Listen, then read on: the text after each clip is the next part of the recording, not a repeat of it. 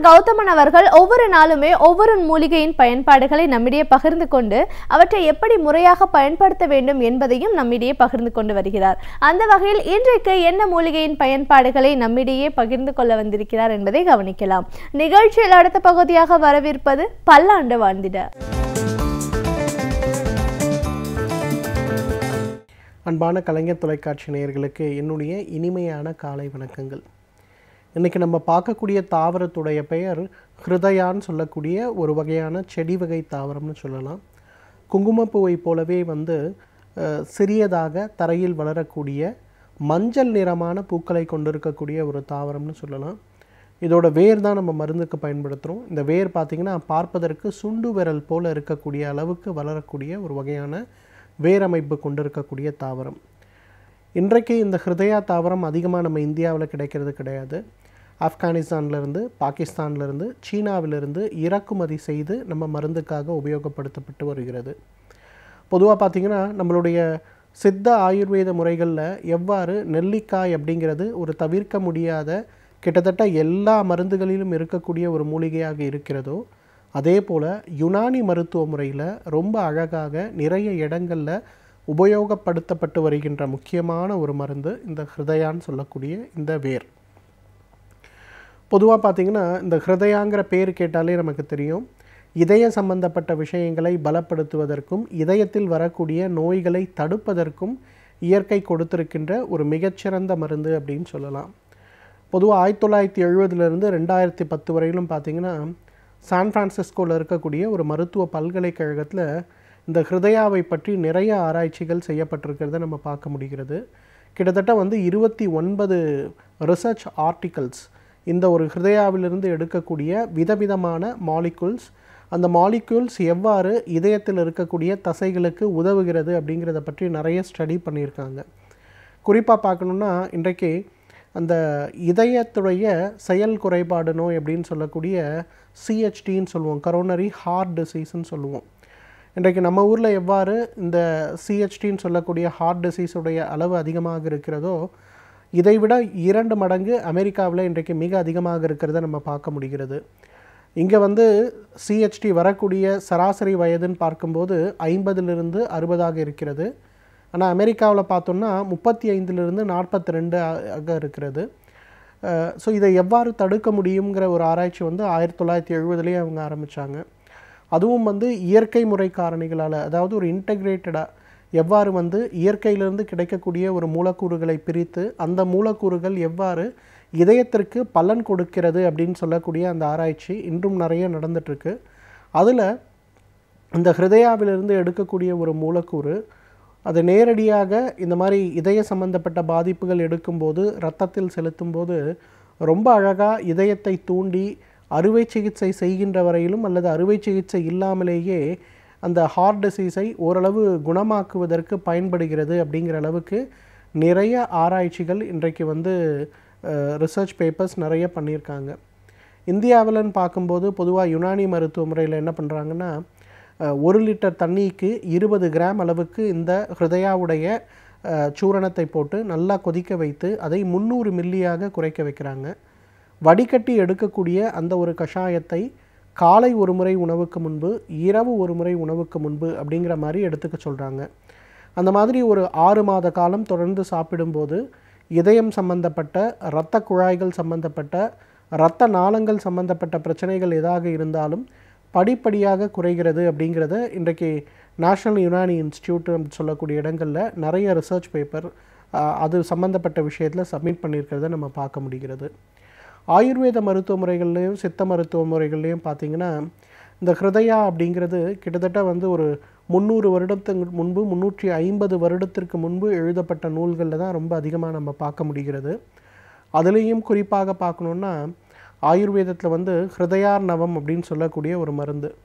இந்த மருந்துடைய ஒரு முக்கியமான குணமே என்னன்னு பார்த்திங்கன்னா, இதய சம்பந்தப்பட்ட நோய்களுக்கு கொடுக்கக்கூடிய மிகச்சிறந்த மருந்து, இரத்த அழுத்தம் சம்பந்தப்பட்ட நோய்களுக்கு கொடுக்கக்கூடிய மிகச்சிறந்த மருந்து, அதே போல் வெரிகோஸ் வெயின்ஸ் மற்றும் வெரிகோஸ் அல்சர் சம்பந்தப்பட்ட பிரச்சனைகளுக்கு கொடுக்கக்கூடிய மருந்து, பக்கவாதம் குறிப்பாக இரத்த குழாய்களில் ஏற்படுகின்ற அடைப்பு அல்லது வெடிப்பினால் ஏற்படுகின்ற இரத்தப்போக்கை குணப்படுத்துகின்ற ரொம்ப அருமையான மருந்து. அந்த மருந்தில் இந்த ஹிருதயா சம்பந்தப்பட்ட மூலிகையை நேரடியாக பயன்படுத்தி இருக்கிறத நம்ம பார்க்க முடிகிறது. அதே போல் இன்றைக்கு நிறைய பேருக்கு பார்த்திங்கன்னா இதயத்திற்கு ஒரு மருந்து, ரத்தம் உறையாமல் இருப்பதற்கு ஒரு மருந்து, அதே போல் இரத்தத்தில் இருக்கக்கூடிய கொழுப்புகளுடைய விகிதங்களை கட்டுப்படுத்துவதற்கு ஒரு மருந்து, இதய பாதிப்போ அல்லது ஹார்ட் அட்டாக்கோ வராமல் இருப்பதற்கு ஒரு மருந்துன்னு கிட்டத்தட்ட ஒரு முறை இதய நோயால் பாதிக்கப்பட்டவர்கள் கிட்டத்தட்ட ஒரு 20 அல்லது 30 வகையான மருந்துகளை சாப்பிடுவதை நம்ம பார்க்க முடிகிறது. அதெல்லாம் இல்லாமல் அந்த மருந்துகளை படிப்படியாக குறைப்பதற்கு ஒரு நல்ல சப்ளிமெண்ட் அப்படின்னு பார்த்தோம்னா இந்த ஹிருதயாவிலிருந்து எடுக்கக்கூடிய ஒரு கஷாயம் தான். இந்த கஷாயமாக கூட இப்போ மார்க்கெட்டில் கிடைக்கிறத நம்ம பார்க்குறோம். 30 மில்லி அளவுக்கு அதை எடுத்து 100 மில்லி வெந்நீரில் கலந்து காலை ஒரு முறை, இரவு ஒரு முறை, உணவுக்கு முன்பு அப்படிங்கிற மாதிரி ஒரு 6 மாதம் அல்லது 1 வருட காலம் எடுத்தாலே இதயத்துடைய செயல்பாடில் படிப்படியாக நல்ல முன்னேற்றம் ஏற்படுவதை பார்க்க முடியும். இன்றைக்கி நிறைய பேருக்கு பார்த்திங்கன்னா இதயத்துடைய சுருங்கி விரிகின்ற தன்மை சரியில்லாமல் போகிறது அப்படின்னு சொல்லிட்டு பேஸ் மேக்கர் சம்மந்தப்பட்ட உபகரணங்களை வைத்துக்கொள்வதை நம்ம பார்க்க முடிகிறது. ஆனால் பேஸ் மேக்கர் வைத்த பிறகு கூட நிறைய பேரோட ரிதமில் நிறைய மாறுதல் இருக்கிறத நம்ம பார்க்குறோம். நிறைய பேருடைய இதய துடிப்பு, நடக்கின்ற வகையில் இருக்கக்கூடிய உடலில் இருக்கக்கூடிய ஆரோக்கியம், இதிலெல்லாம் நிறைய பலவீனங்கள் இருக்கிறத நம்ம பார்க்க முடிகிறது. என்னதான் இதயத்திற்கு தேவையான ட்ரீட்மெண்ட்ஸ் அவங்க எடுத்துக்கிட்டால் கூட, ஆனால் முன்போல் வாழ்க்கையை தொடர முடியுமா அப்படின்னு கேட்டிங்கன்னா முடியாத ஒரு சூழ்நிலை மிக அதிகமாக இருக்கிறத நம்ம பார்க்க முடிகிறது. இந்த வகையான பிரச்சனைகளை குறைப்பதற்கு, குணமாக்குவதற்கு இந்த ஹிருதயா ஒரு மிகச்சிறந்த மருந்து. இந்த சான் ஃப்ரான்சிஸ்கோவில் நடந்த அந்த ஆராய்ச்சியில் பார்த்திங்கன்னா ரொம்ப அழகாக வழக்கமாக கொடுக்கக்கூடிய ஹார்ட் சம்பந்தப்பட்ட மருந்துகளோடு கூடி இதயாவிலிருந்து எடுக்கக்கூடிய அந்த மூலக்கூறுகளை சேர்த்து கொடுக்கும்போது எந்த விதமான பக்க விளைவும் இல்லை அப்படிங்கிறது அங்கே இருக்கக்கூடிய ரிசர்ச் பேப்பர்ஸ் ரொம்ப அழகாக நிரூபிக்கப்பட்டிருக்கிறது. அதே போல் அந்த இதயாவிலிருந்து எடுக்கக்கூடிய மூலிகைகள் வழக்கமாக கொடுக்கக்கூடிய ஹார்ட் ப்ராப்ளத்துக்கு கொடுக்கக்கூடிய மருந்துகளை விட ஓரளவுக்கு நல்லாவே வேலை செய்யுது அப்படிங்கிறதையும் கண்டுபிடிச்சிருக்காங்க. இது சம்மந்தப்பட்ட நிறைய தொடர் ஆராய்ச்சிகள், அனிமல் ட்ரையல்ஸ், இந்த விஷயங்கள்லாம் இன்னும் நடந்து கொண்டிருக்கிறது. இதெல்லாம் முடிகின்ற வகையில் பார்த்திங்கன்னா நிச்சயமாக இதய நோயை தடுப்பதற்கு அல்லது மாரடைப்பை ஓரளவு குறைப்பதற்கு இந்த ஹிருதயான்னு சொல்லக்கூடிய இதிலிருந்து எடுக்கக்கூடிய அந்த ஒரு மூலக்கூறு மட்டுமே மிகப்பெரிய அளவில் பலனுள்ளதாக இருக்கிறத நம்ம பார்க்கலாம். இன்றைக்கு நிறைய பேருக்கு பார்த்திங்கன்னா பக்கவாதம் வருவதற்கான வாய்ப்புகள் அதிகமாக இருக்கிறது அப்படின்னு சொல்லி நிறைய சுகாதார அறிக்கைகளை நம்ம படிக்கிறோம். இரத்த அழுத்தம் இருப்பவர்கள், சர்க்கரை நோய் இருப்பவர்கள், சரியான உறக்கம் இல்லாமல் இருப்பவர்கள், மன அழுத்தம் சம்பந்தப்பட்ட காரணிகள் இருப்பவர்கள்னு நிறைய பேருக்கு இந்த பிரச்சனை ஏற்படுறதை நம்ம பார்க்குறோம். ஸோ இந்த மாதிரி பிரச்சனைகளை தவிர்ப்பதற்கும் இந்த ஹிருதயா ஒரு மிகச்சிறந்த மருந்து. 1 லிட்டர் தண்ணிக்கு 20 கிராம் எடுங்க, கொதிக்க வைங்க, 300 மில்லியாக குறைங்க, வடிகட்டுங்க. காலை 180 மில்லி, இரவு 150 மில்லி உணவுக்கு முன்பு எடுத்துக்கொள்ள முயற்சி பண்ணுங்கள். எனவே நேயர்களே, இந்த ஹிருதயாவை பொறுத்தவரையிலும் இதய சம்பந்தப்பட்ட கோளாறுகளுக்காக இயற்கை கொடுத்திருக்கின்ற ஒரு மிகச்சிறந்த அருமருந்து.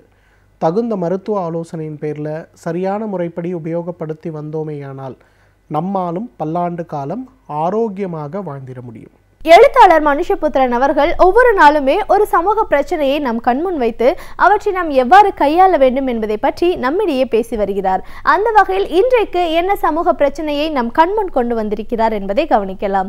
நிகழ்ச்சியில் அடுத்த பகுதியாக வரவிருப்பது தீதும் நன்றும்.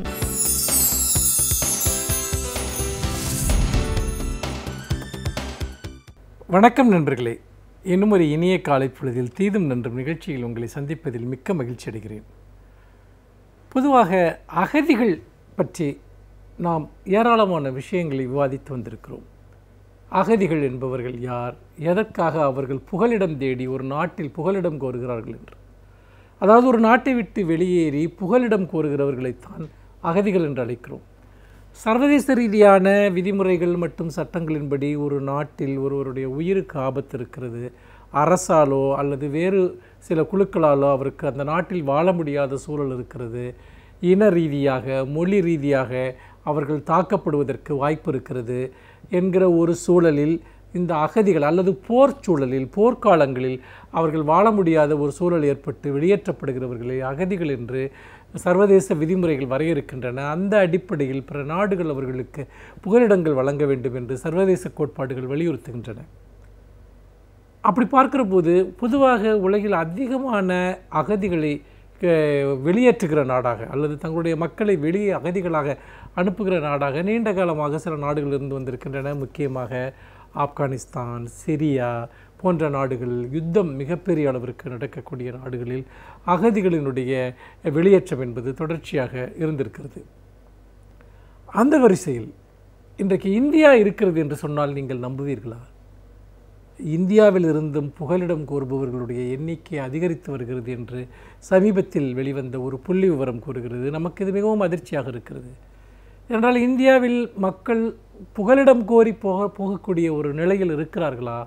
இங்கு என்ன யுத்த சூழல் இருக்கிறது, என்ன ஒரு மிகப்பெரிய மோதல் சூழல் இருக்கிறது என்று நாம் யோசிக்கிற போது இந்தியாவிலிருந்து கணிசமானோர் பொருளாதார அகதிகளாக, நன்றாக கவனியுங்கள், பொருளாதார அகதிகளாக அவர்கள் வெளியேறி கொண்டிருக்கக்கூடிய ஒரு சூழல் இருப்பதை சொல்கிறார்கள். அதாவது பொருளாதார அகதிகள் என்கிற போது வேலை தேடி முறையான விசாக்கள் பெற்று வெளிநாடுகளுக்கு செல்பவர்களை நான் குறிப்பிடவில்லை. அந்த நிறுவனங்களால் பணிக்கு எடுத்துக்கொள்ளப்பட்டு அது வேறு. மாறாக இங்கு வாழ முடியாத சூழலில் போய் புகலிடம் கேட்பது, அந்த நாட்டு மக்களுடைய குடிமக்களாக ஏற்றுக்கொள்ளும்படி அல்ல ஒரு அசைலம், அந்த ஒரு புகலிடத்தை கோரக்கூடிய நிலை என்பது கிட்டத்தட்ட இந்தியாவில் அதிகரித்து வருகிறது என்பதை இந்த புள்ளி விவரம் காட்டுகிறது. பொதுவாக அகதிகளாக மக்கள் எங்களை ஏற்றுக்கொள்ளுங்கள் என்று புகலிடம் கோருகிற நாடுகளாக 35 நாடுகள் வகைப்படுத்தப்பட்டிருக்கின்றன. அந்த 35 நாடுகளுக்குள் இந்தியா, சீனா போன்ற நாடுகளும் இருக்கின்றன என்பதைத்தான் நாம் இங்கே பதிவு செய்ய வேண்டியிருக்கிறது. ஆயிரக்கணக்கானோர் அப்படி பல நாடுகளில் அவர்கள் அகதிகளாக அவர்கள் புகலிடம் கோருகிறார்கள். முக்கியமாக இங்கிலாந்தில் நிறைய பேர் புகலிடம் கோருகிறார்கள். வேறு சில நாடுகளிலும் கூட அவர்கள் அத்தகைய புகலிடம் கோரக்கூடிய ஒரு காட்சியை பார்க்க முடிகிறது. ஆனால் பெரும்பாலும் அவர்கள் அப்படி ஏற்கப்படுவதில்லை என்பதையும் கூட இந்த செய்தி சொல்கிறது.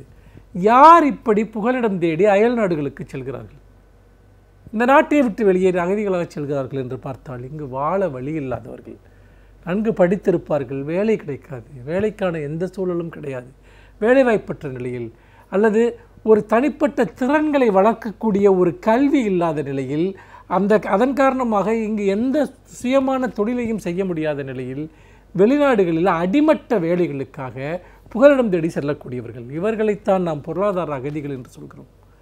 இவர்கள் ஒரு நிறுவனங்களின் மூலமாக முறையான பாஸ்போர்ட் விசாக்கள் மூலம் அங்கு செல்ல வேண்டும் என்றால் அங்கே இருக்கக்கூடிய நிறுவனங்கள் இவர்களை பணிக்கு எடுத்துக்கொள்ள வேண்டும். அப்படி கூட போக முடியாமல் அங்கு கிடைக்கக்கூடிய ஏதாவது ஒரு வேலையை செய்து பிழைத்து கொள்ளலாம் என்கிற நிலையில் எல்லையை கடந்து முறையான ஆவணங்களின்றி இந்தியாவை விட்டு வெளியேறக்கூடியவர்களுடைய எண்ணிக்கை என்பது அதிகரித்து வருகிறது.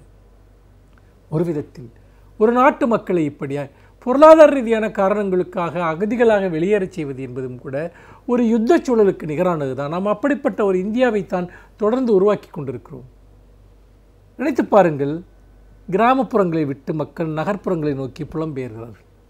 அவர்கள் பிறந்த ஊர்களில், அவர்கள் வளர்ந்த ஊர்களில் அவர்கள் வாழ்வதற்கான எந்த விதமான வாழ்வாதாரங்களும் இல்லை. அப்படி இருக்கிற போது கிராமப்புறங்களிலிருந்து சிறுநகரங்களை நோக்கி அந்த மைக்ரேஷன், அந்த வெளியேற்றம் என்பது நடந்து கொண்டிருக்கிறது. சிறுநகரங்களிலிருந்து பெருநகரங்களை நோக்கி நடக்கிறது. பிறகு மாநிலத்தை விட்டு மாநிலம் நடக்கிறது. இங்கிருந்து பலர் பல மாநிலங்களுக்கு பணிகளுக்கு செல்கிறார்கள்.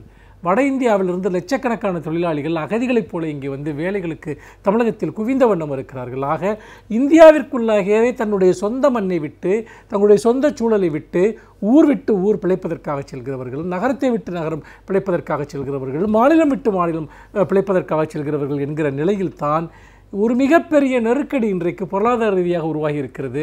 இப்பொழுது இந்த நாட்டை விட்டே ஒரு பொருளாதார அகதிகளாக வெளியேறக்கூடிய மக்கள் அதிகரித்து வருகிறார்கள் என்பது நமக்கு பெருமை சேர்க்கக்கூடியதல்ல.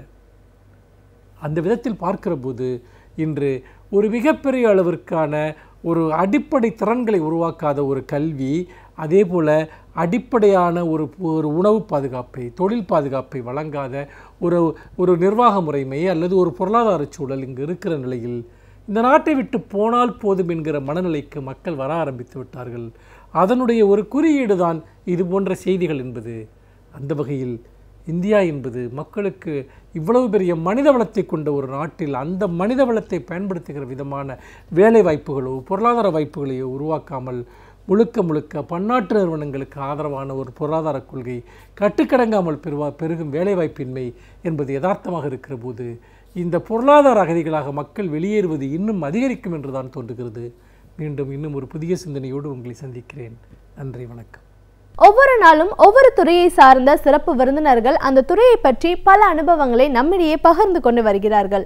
அந்த வகையில் இன்றைக்கு நாம் சந்திக்கவிருக்கும் சிறப்பு விருந்தினர் எந்த துறையிலிருந்து வந்து என்ன பயனுள்ள தகவல்களை நம்மிடையே பகிர்ந்து கொள்ள இருக்கிறார் என்பதை கவனிக்கலாம். நிகழ்ச்சியில் அடுத்த பகுதியாக வரவிருப்பது சிறப்பு விருந்தினர்.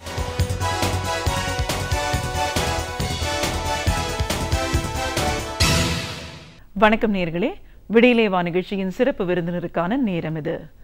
இன்றைய சிறப்பு விருந்தினர் அவசர சிகிச்சை பிரிவின் சிறப்பு மருத்துவர் டாக்டர் ராம்மோகன். அவசர சிகிச்சை அப்படின்னு சொல்லும்போது எல்லாருக்கும் ஒரு பதட்டம், பயம் இருக்கும். அவசர சிகிச்சை பிரிவு அப்படிங்கிறது என்ன, இங்க இருக்கிற ஒரு சிறப்பு மருத்துவரோட பணி எவ்வளவு முக்கியத்துவம் வாய்ந்தது, இப்படின்னு நிறைய விஷயங்களை டாக்டர் கிட்ட கேட்டு தெரிஞ்சுக்கலாம். வணக்கம் சார். அவசர சிகிச்சை பிரிவோட சிறப்பு மருத்துவர் அப்படிங்கிற முறையில் எங்கள் நிகழ்ச்சிக்கு உங்களை நாங்கள் முதல்ல வரவேற்கிறோம் சார். நன்றி. அவசர சிகிச்சை அப்படின்னு இந்த எமர்ஜென்சி, கேஷுவாலிட்டி, இந்த மாதிரியான ஒரு வார்த்தைகள்லாம் கேட்கும் போதே அங்கே ஒரு பதட்டமான ஒரு சூழல் இருக்கும். கூட்டிகிட்டு வரவங்களுக்கும் சரி, அந்த ஒரு நோயாளிக்கும் சரி, ஏதோ ஒரு சங்கடம் அப்படிங்கிறது வந்து அங்கே இருக்கிற மற்றவங்களுக்கே தெரியும். அப்படிப்பட்ட ஒரு நேரத்தில் ஒரு மருத்துவர் அதில் கையாளுற விதம் அப்படிங்கிறது வந்து ரொம்ப ரொம்ப முக்கியத்துவம் வாய்ந்ததாக இருக்குது. நம்மளுக்கு இருக்கிற பதட்டம் ஒரு மருத்துவருக்கு இருந்தால் அதோட நிலைமை எப்படி இருக்கும் அப்படின்னு. அதே நேரத்தில் ரொம்ப குவிக்காகவும் செயல்பட வேண்டிய ஒரு அவசரமான ஒரு சூழல் அப்படின்னு நம்ம சொல்லலாம்.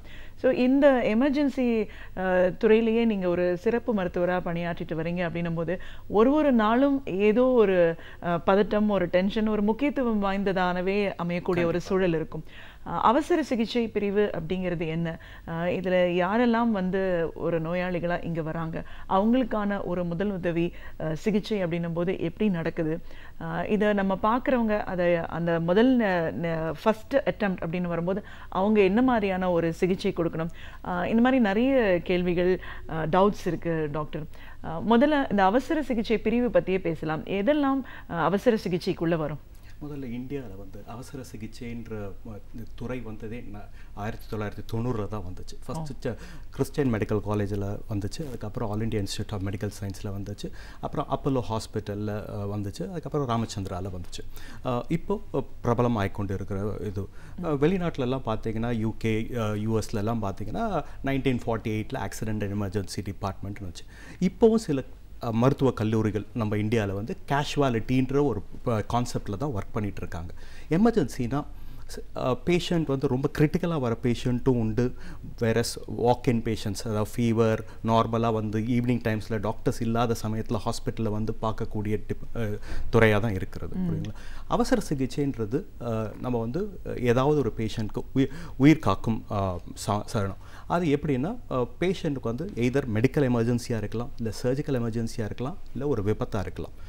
விபத்துன்னு நம்ம எடுத்துக்கிட்டோம்னா ஒரு பேஷண்ட்டை வந்து இப்போ வந்து நம்மளோட இந்தியாவில் இந்த 108 வந்து கவர்மெண்ட் ரொம்ப பண்ணுறதுனால ஒரு வித்தின் ஒரு 1 கிலோமீட்டர் ரேஞ்ச் ஒரு 2 கிலோமீட்டர்ஸ் ரேஞ்சுக்குள்ளே ஒரு 5 கிலோமீட்டர்ஸ் ரேஞ்சுக்குள்ளே ஒரு ஆம்புலன்ஸ் 108 இருக்குது. அவங்களோட மெயின் பணி இது என்னென்னா, ஒரு விபத்து நடக்குதுன்னு, ஒரு விபத்து பற்றி நம்ம பேசணும்னு எடுத்துக்கிறோம்.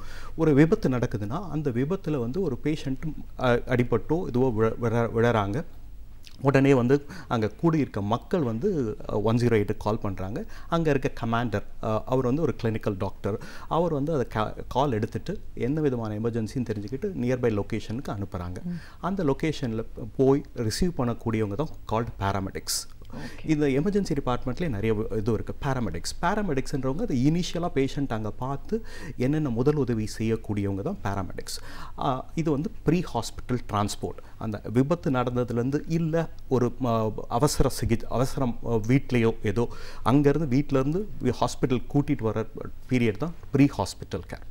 இதில் முக்கியமானது என்னென்னா த கோல்டன் ஹவர். எந்த பேஷண்ட்டும் ஒரு கிரிட்டிக்கல் பேஷண்ட், நம்ம கிரிட்டிக்கல் பேஷண்ட்ஸ் மட்டும் பார்ப்போம். ஹெட் இன்ஜுரியாக இருக்கட்டும், இல்லை ஒரு ஹார்ட் அட்டாக் இருக்கட்டும், ஒரு ஸ்ட்ரோக்காக இருக்கட்டும், இல்லை மேசிவ் ரத்த வாந்தி எடுக்கிறதா இருக்கட்டும், இல்லை ஏதோ ஒரு கார்டியாக் எமர்ஜென்சி, இது போல் இருக்கிற பேஷண்ட்ஸுக்கு எல்லாத்துக்குமே இந்த கோல்டன் ஹவர்ன்றது முக்கியமானது. புரியுதுங்களா? கோல்டன்ற வந்து ரைட் ஃப்ரம் த பேஷண்ட்டோட சிம்டம்லேருந்து 1 hour. ஓகே, அந்த கோல்டன் ஹவர்க்குள்ளே நம்ம பண்ணக்கூடிய வைத்தியம் கண்டிப்பாக அது அதாவது ரொம்ப லாங்கிவிட்டி பேஷண்ட்டோட இது அதிகமாக்கும். ஓகே, என்னென்னா இப்போ வந்து அந்த கோல்டன் ஹவர்க்குள்ளே நம்ம பேஷண்ட்டை நம்ம அட்டன் பண்ண முடிஞ்சதுன்னா பேஷண்ட்டோட இது என்ன சொல்லக்கூடிய நியூராலஜிக்கல் அவுட்கம் இல்லைன்னா வேறு விதமான காம்ப்ளிகேஷன்ஸ் வராமல் தவிர்க்கப்படும். ஒரு விபத்துன்னு எடுத்துக்கிட்டோம்னா அந்த பேஷண்ட் வந்து அங்கேருந்து முக்கியமாக வந்து பேஷண்ட் விழுந்த உடனே நிறைய பேர் வந்து 108 ஃபோன் பண்ணுவாங்க. அதுக்கப்புறம் நிறைய க்ரௌட் ஆகிடும். நானே ஒரு வாரத்துக்கு முன்னாடி ஒரு இன்சிடென்ட் பார்த்தேன். என்எம் ரோடில் ஒரு கார் கவுந்துருக்கு. அது ஒரு ஆளை எடுக்கிறதுக்குள்ளே ஒரு 10-20 காருங்க நிறுத்தி எல்லாம் நின்று எல்லாம் வேடிக்கை பார்த்துட்ருக்காங்க. ஆம்புலன்ஸ் வரத்துக்கே ஒரு 10-15 நிமிஷம் ஆகிடுச்சு. அந்த ஒரு போல் இதுவை வந்து நம்ம தவிர்க்கணும். ஒரு 4-5 பேர் ஹெல்ப் பண்ணுங்கள், நோ ப்ராப்ளம். மற்றவங்க அவங்களோட இதுவை பார்த்துட்டு இருந்தால் தான் ஆம்புலன்ஸ் வேலையை பண்ணக்கூடும். இல்லை டாக்டர் யாராவது இருந்தால் அந்த சீனில் டாக்டர் ஹெல்ப் பண்ணுறது கண்டிப்பாக மஸ்ட்.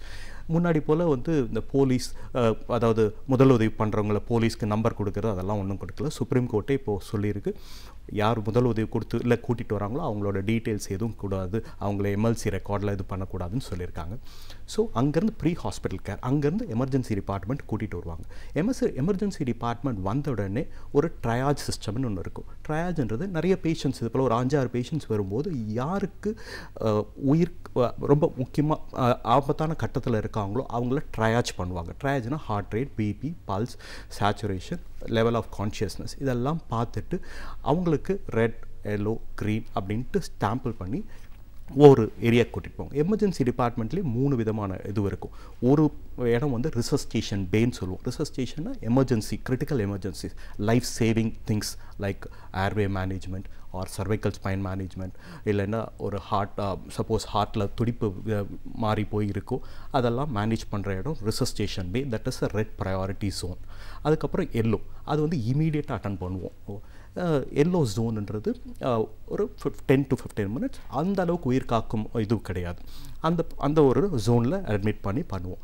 க்ரீன் ஜோனுன்றது எனி வாக்கின் பேஷண்ட்ஸ், ஈவன் ஃபீவர் இருக்கலாம், வாமிட்டிங் இருக்கலாம், ஓபிடிஸ் இல்லாத நேரத்தில் எமர்ஜென்சிக்கு வரவங்களுக்கு க்ரீன் ஜோனில் வச்சு ட்ரீட் பண்ணுவோம். இதுதான் எமர்ஜென்சியோட கான்செப்ட். இப்போ எமர்ஜென்சி அப்படின்னு வரும்போது வெளியில் அந்த பேராமெடிக்கல் பீப்புள் சப்போர்ட் பண்ணி ஒரு ஹாஸ்பிட்டலில் எமர்ஜென்சி யூனிட்டுக்கு கொண்டு வந்துட்டாங்கன்னா அந்த ட்ரையாக் சிஸ்டம் சொல்கிறீங்க, அதை வச்சு கிளாஸிஃபை பண்ணது தான் அக்கார்டிங்லி அவங்களுக்கு ட்ரீட்மெண்ட் ஸ்டார்ட் ஆகுது. ஸோ இப்போ ரொம்ப முக்கியமானது வந்து இந்த ரெட் அலர்ட் சொல்லலாம் இல்லைங்களா? இப்போ இந்த ரெட் அலர்ட் உள்ள பேஷண்ட்ஸ் வந்து பொதுவாக என்ன மாதிரி கண்டிஷன்ஸில் முக்கியமாக இந்த ரெட் அலர்ட்டில் வர பேஷண்ட்ஸ் வந்து ஆக்சிடென்ட் பேஷண்ட்ஸாக தான் இருப்பாங்க. Mostly head injury patient. அங்கே ஒரு ஆக்சிடென்ட் ஜோனில் கூட ஒரு பேஷண்ட் அடிபட்டு விழறாருன்னா நம்ம வந்து நிறைய மக்கள் வந்து அவர் வந்து கேராக இருக்கிறாரு அப்படின்னு சொல்லிட்டு தண்ணி கொடுக்கறது, அதுக்கப்புறம் அதெல்லாம் வந்து சோடா கொடுக்கறது, இதெல்லாம் ஒன்றும் பழைய இது அப்படியே தான் போயிட்டுருக்கு. ஆனால் இப்போ ஓரளவுக்கு மாறிக்கிட்டு இருக்கு, புரியுதுங்களா? அடிப்பட்டவர் எதனால மயக்கமாக இருக்காருன்னா அவருக்கு ஹெட் இன்ஜுரி, தலையில் அடிப்பட்டு மூளையில் ஏதோ அடிப்பட்டதுனால தான் அவரோட மயக்கம் இருக்குது, வேற எதுவும் கிடையாது. நம்ம தண்ணி கொடுக்கறதுனால மறுபடியும் காம்ப்ளிகேஷன்ஸ் தான் உண்டாக்குறோம். நம்ம வந்து இந்த சர்வைக்கல் ஸ்பைனுன்றது முக்கியமான கழுத்து பகுதியையும் நம்ம பெண்ட் பண்ணி நம்ம சோடா கொடுக்கறதோ இல்லை அந்த சோடா கொடுக்கறதோ இல்லை தண்ணி கொடுக்கறதோ நுரையீரலில் இறங்கி பாதிப்புகள் அதிகமாகும். இதனால் நம்ம அவசர சிகிச்சையிலேருந்து ஆப்ரேஷன் பண்ணி வந்தாலும் காம்ப்ளிகேஷன்ஸ் அதிகமாகும். ஸோ இந்த ஹெட் இன்ஜுரின்ற ஒரு பேஷண்ட்டு, ஒரு 23-year-old மேல், ஒரு காலேஜ் ஸ்டூடெண்ட், வித்தவுட் ரைடிங் ஹெல்மெட்டில் போடாமல் வந்து ஒரு பேரிகேட்டில் இடிச்சிட்டார். அந்த சென்டர் மீடியனில் இடிச்சிட்டு அதே போல் தான் ஒரு பேஷண்ட் வந்து அவருக்கு வந்து பேரிகேட் மேலேயே விழுந்து கிடந்தார். அவங்க எல்லாத்தையும் அப்படி எடுத்து சோடாலாம் கொடுத்து எல்லாம் கூட்டிகிட்டு வந்தாங்க. கூட்டிகிட்டு வந்தது நம்ம பேராமெடிக்ஸ் 108 ஆக்டிவேட் பண்ணி கூட்டிகிட்டு வந்தாங்க. பேஷண்ட் வரும்போதே வந்து அவரோட சுயநினைவு கிடையாது. ஸோ அட்வான்ஸ்ட் ஏர்வேன்றது பேஷண்ட்டுக்கு செயற்கை சுவாசம் அட்வான்ஸ் ஏர்வே வித் சர்வைக்கல் ப்ரொடெக்ஷன்ன்றது முக்கியம். அதுக்கப்புறம் யூஸ்வலாக இது போல் இந்த கார்ப்பரேட் செட்டப்ஸில் இந்த எமர்ஜென்சி டிபார்ட்மெண்ட்டுன்ற இருக்கும்போது யூஸ்வலாக நமக்கு backed up by a CT scan or MRI. Okay, இதுதான் அட்வான்ஸ் ட்ராமா சென்டர்னு சொல்ல முடியும். அந்த அட்வான்ஸ் ட்ராமா சென்டரில் வந்து யூஸ்வலாக எப்பவுமே நியூரோ சர்ஜன், அதுக்கப்புறம் ஜென்ரல் சர்ஜன், அதுக்கப்புறம் ஆர்த்தோபெடிக் சர்ஜன், ஸ்பைன் சர்ஜன் எல்லாம் ஒரு கம்ப்ளீட் டீமாக தான் இருப்பாங்க. ஸோ எனி எமர்ஜென்சி வித்தின் எங்களுக்கு ஒரு டைம் ஃப்ரேம் இருக்குது. பேஷண்ட் வந்து ஒரு 20 மினிட்ஸ்க்குள்ளே சிடி ஸ்கேனில் அவர் இருக்கணும். 30 மினிட்ஸ்க்குள்ள அதாவது 20 மினிட்ஸ்க்குள்ளே சிடி ஸ்கேன் முடிச்சு within 5 to 10 minutes patient diagnose பண்ணிடணும். ஹெட் இன்ஜுரியா, இல்லை தொராசிக் இன்ஜுரியா, இல்லை அப்டமன் இன்ஜுரியா, இல்லை பெல்விக்கா, இல்லை ஸ்பைனல் இன்ஜுரியா அப்படின்றது. இனிஷியல் ரிசஸ்டேஷன், அதாவது இனிஷியல் ரிசஸ்டேஷன் எமர்ஜென்சியில் தான் நடக்கும். நிறைய பேர் இந்த ஃப்ளூயிட், அந்த வால்யூம், ஏதாவது பிளட்டெல்லாம் லீக் ஆகிருக்கும், அந்த பிளட்டெல்லாம் காம்பன்சேட் பண்ணி பிளட் கொடுப்பாங்க. ஓகே, குரூப்பே தெரியாதவங்களுக்கு நெகட்டிவ் பிளட் கொடுக்கலாம், தப்பு கிடையாது. பிளட் கொடுத்து அதுக்கப்புறம் அந்த வால்யூம் ரிசஸ்டேட் பண்ணி இதுக்கு சிடி ஸ்கேன் பண்ணிவிட்டு சிடி ஸ்கேன்லேயே வித்தின் 30 மினிட்ஸில் will arrive a diagnosis. 30 to 35 மினிட்ஸில் patient will be rolled in to the ஓடி.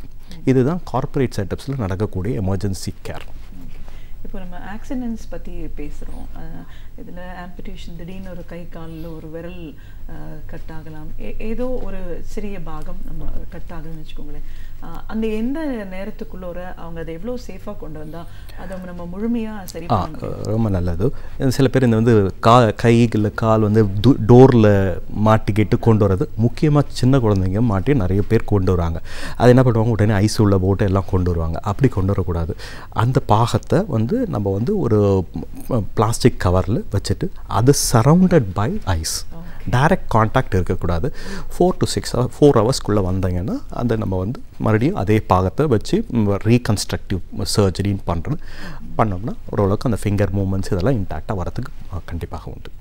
ஓகே, இப்போ நெக்ஸ்ட் அந்த எல்லோ அலர்ட் சொல்கிறீங்க, இதுக்குள்ளே யாரெல்லாம் வருவாங்க? எல்லோ அலர்ட்டில் சில பேர் வந்து நீங்கள் பார்த்தீங்கன்னா இந்த மேசிவ் ஹெமட்டமைசிஸ், இல்லை எக்ஸ்டென்சிவ் ஃபீவர், நிறைய நாள் ஃபீவர் இருந்து ஷாக்கில், செப்டிக் ஷாக்கில் இருக்கவங்க, அதுபோல் பேஷண்ட்ஸ் எல்லாம் வந்து பேஷண்ட் வரும்போதே ஓரளவுக்கு சுயநினைவுள்ள இருக்கவங்க, அதாவது ஜிசிஎஸ்ன்னு சொல்லுவோம்.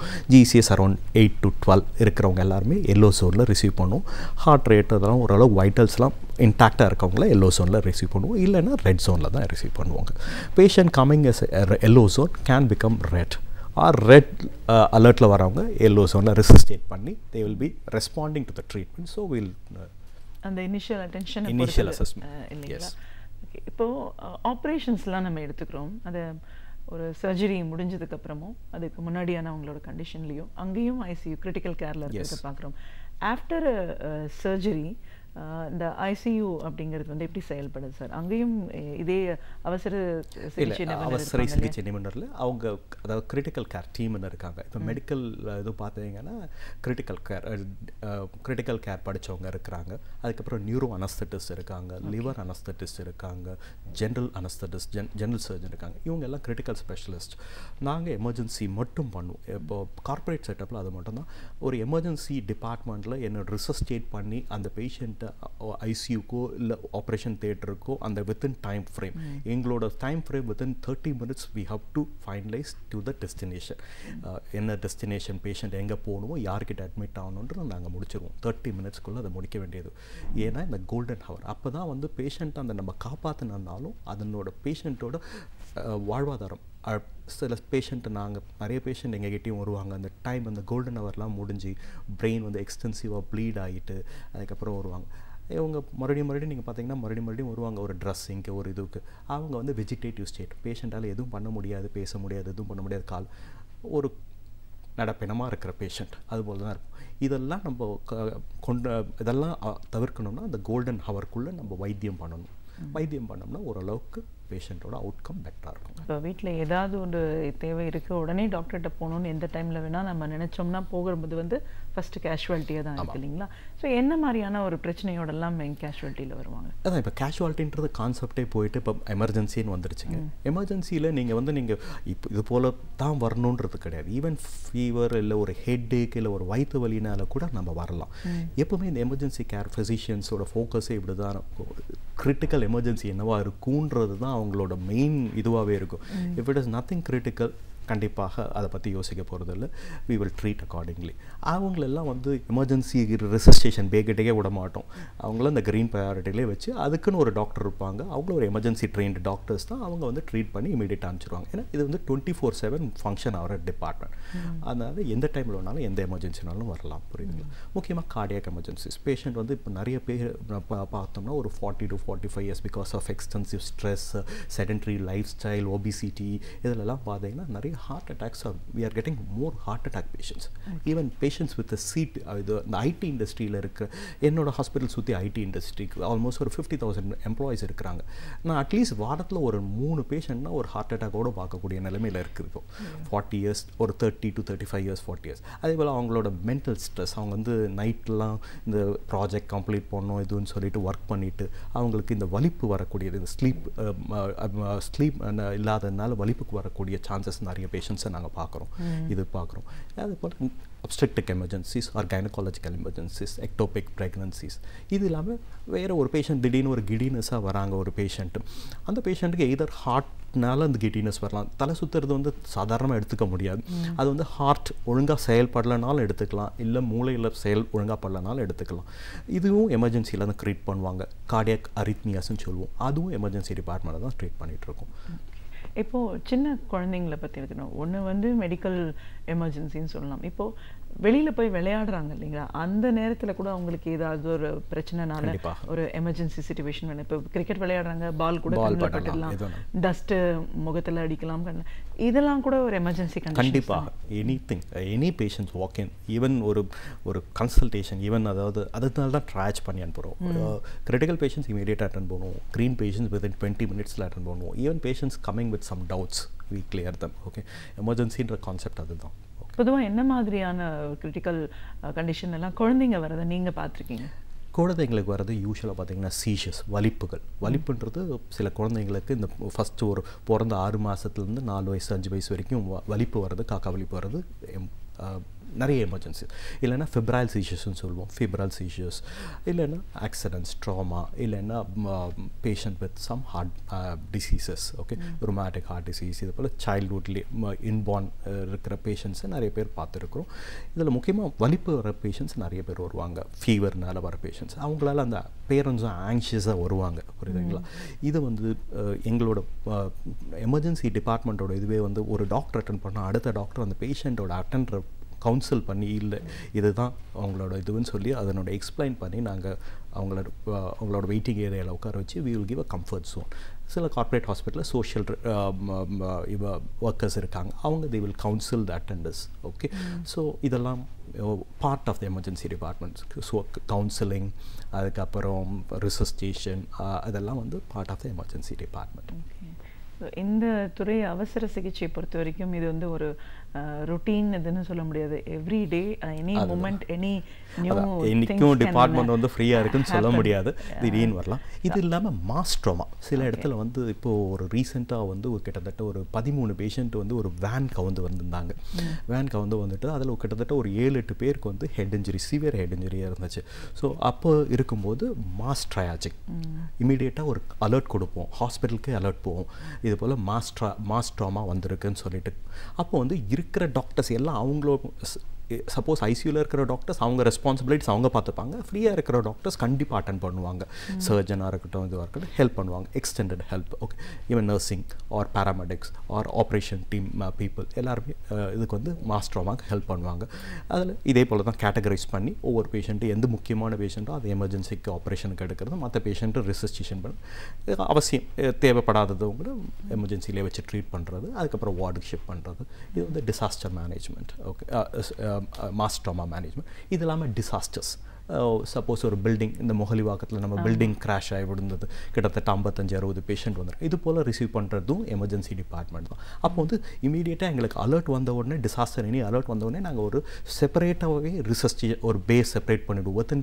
எங்களுக்கு அது வந்து அப்பப்போ ஒரு பயிற்சி எடுப்போம் நாங்களே. எங்களுக்கு ஹாஸ்பிட்டலுக்குள்ளேயே வந்து ஒரு கோட், ஒரு மாக் ட்ரில்லுன்னு சொல்லிட்டு டிசாஸ்டருக்கு, மாஸ் ட்ராமாக்கு, இதெல்லாம் வந்து ஒரு 2 monthsக்கு ஒரு வாட்டி நாங்களே ஒரு இது பண்ணிப்போம். ஸோ எங்களுக்கு வந்து அந்த ரொட்டீன் தெரியறதுனால நாங்கள் வந்து சப்போஸ் ஒரு டிசாஸ்டர் வருது, எவ்வளோ பேஷண்ட்ஸ் எதிர்பார்க்குறோம், அதுக்கு ஏற்றபடி ஹாஸ்பிட்டலை செட் பண்ணுறது.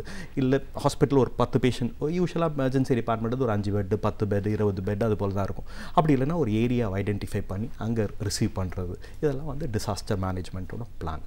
ஓகே, ஸோ இந்த மாதிரி எமர்ஜென்சிஸ் நம்ம any time any thing can happen expect பண்ணுற ஒரு சூழலில் நீங்கள் பார்த்த வரைக்கும் ரொம்ப சேலஞ்சிங்கான ஒரு கேஸ் அப்படிங்கிற மாதிரியான ஒரு சுச்சுவேஷன்? இந்த ஒரு பையன், இந்த காலேஜ் ஸ்டூடெண்ட் பைக்கில் விழுந்து அந்த பேரிகேட்டில் விழுந்து கூட்டிகிட்டு வந்தாங்க.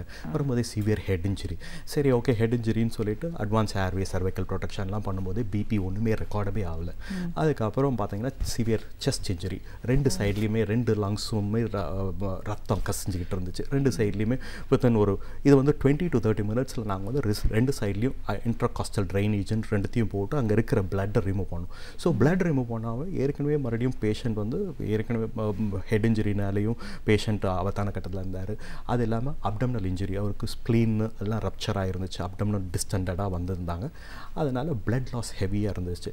நாங்கள் எமர்ஜென்சிலே கிட்டத்தட்ட ஒரு 4 யூனிட் கிட்டக்க ஃபாஸ்ட்டாக ட்ரான்ஸ்ஃபியூஸ் பண்ணிவிட்டு damage control resuscitation surgery, like patient இமீடியேட்டாக நம்ம வந்து சிடி எடுத்துகிட்டு multiple people will be operating on chest. இது வந்து மல்டி டிசிப்ளினரி இது அப்டமினல் இன்ஜுரினா அப்டமன் சர்ஜன் இது பண்ணுவாங்க. அதுக்கப்புறம் தொராசிக் இன்ஜுரிக்கு அவங்க இது பண்ணாங்க. ஹெட் இன்ஜுரிக்கு எவாக்குவேட் பண்ணாங்க, ஹெமட்டோமா எவாக்குவேஷன்லாம் பண்ணிட்டு இருந்தாங்க. ஸோ இதை ஒரு பேஷண்ட்டை காப்பாற்றி அவர் பேக் டு காலேஜ்ன்றது ஒரு patient. Even now he visits us to be very friendly.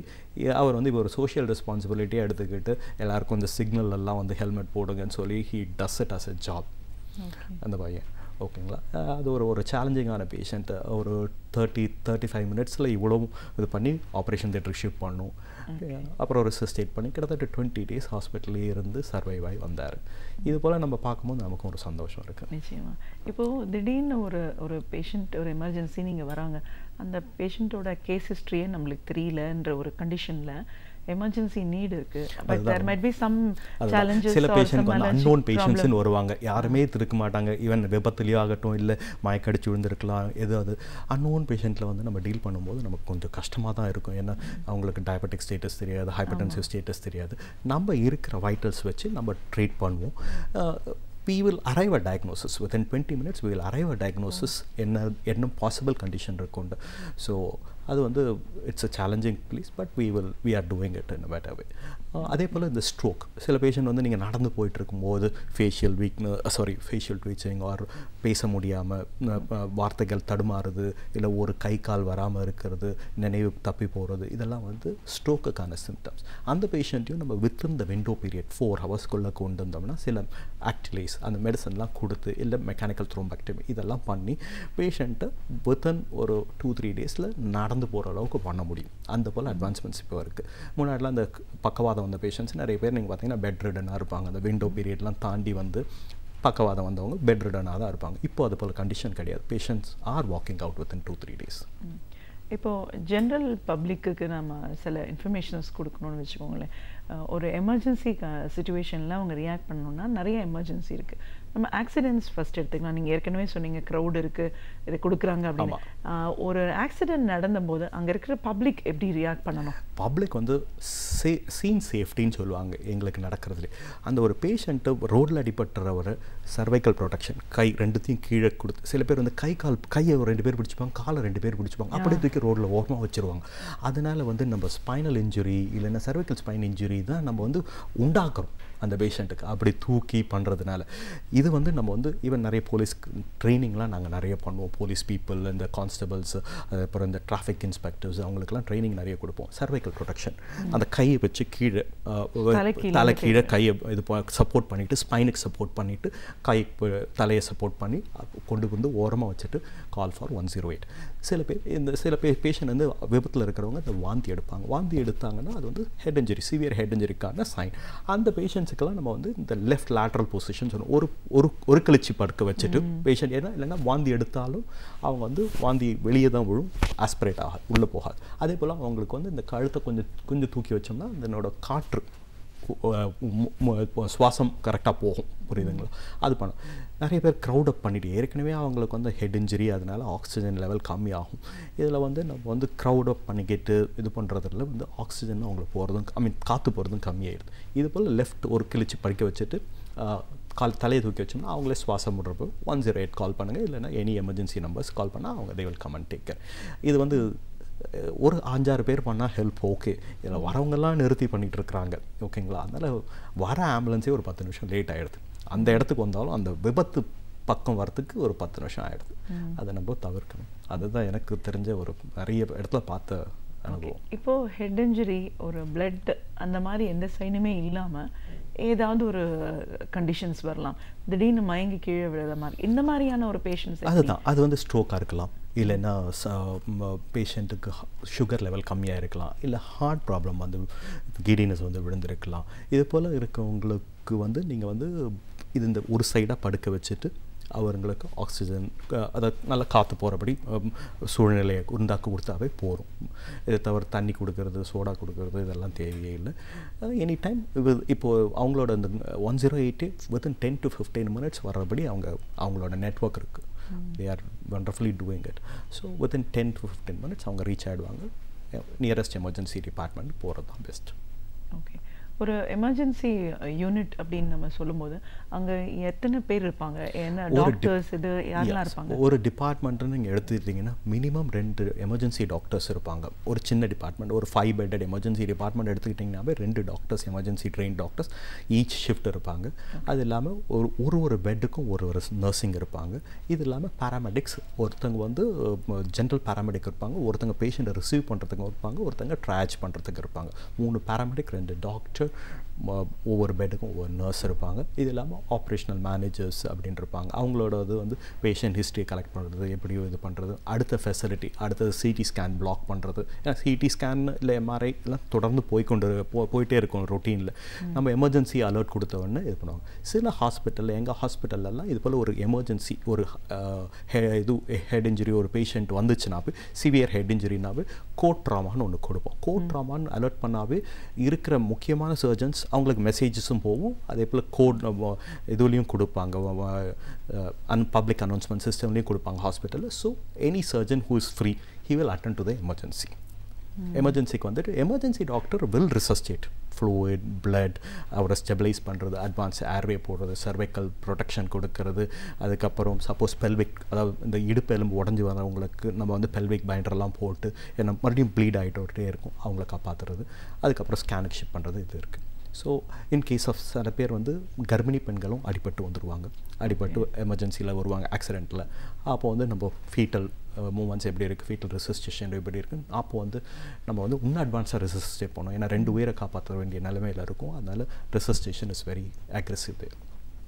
ஒரு அவசர சிகிச்சை பிரிவோட சிறப்பு மருத்துவர் அப்படிங்கிற முறையில் அவசர சிகிச்சை பிரிவு அப்படிங்கிறது என்ன, இது செயல்படுற விதம் என்ன, எந்த மாதிரியான ஒரு பிரச்சனைகள்லாம் நம்ம எமர்ஜென்சியில் பார்க்க வேண்டிய அவசியம் இருக்குது, அது ஒன்னொன்றையும் நீங்கள் எப்படி கேட்டகரைஸ் பண்ணுறீங்க, ஒரு நாளும் எந்த அளவுக்கு ஒரு சேலஞ்சிங்கான ஒரு பணியாக இது அமையுது, ஒரு அவேர்னஸ் அப்படின்னும் போது பப்ளிக் தெரிஞ்சுக்க வேண்டிய அவசியம் என்ன, இந்த நிலையை தாண்டி அடுத்த நிலைக்கு போய் அந்த ஒரு பேஷண்ட் சர்வைவ் ஆகும்போது இந்த மாதிரியான ஒரு ஃபீல் இது கொடுக்குதுன்னு உங்களோட அனுபவங்கள் சார்ந்த பல விஷயங்களை எங்களோட நீங்கள் பகிர்ந்ததுக்கு நன்றி. Thank you so much. பல நூலகங்களில் உள்ள புத்தகங்களை நாம் படித்து அறிந்து கொள்ள வேண்டிய பல அரிய தகவல்களை ஒவ்வொரு நாளுமே பேராசிரியர் சுபவீர பாண்டியன் அவர்கள் நமக்காகவே அழகிய தமிழில் தொகுத்து இனிமையாக வழங்கி கொண்டு வருகிறார். அந்த வகையில் இன்றைக்கு நமக்காக என்ன தகவல்களை கொண்டு வந்திருக்கிறார் என்பதை கவனிக்கலாம். நிகழ்ச்சியில் அடுத்த பகுதியாக வரவிருப்பது ஒன்றே சொல் நன்றே சொல்.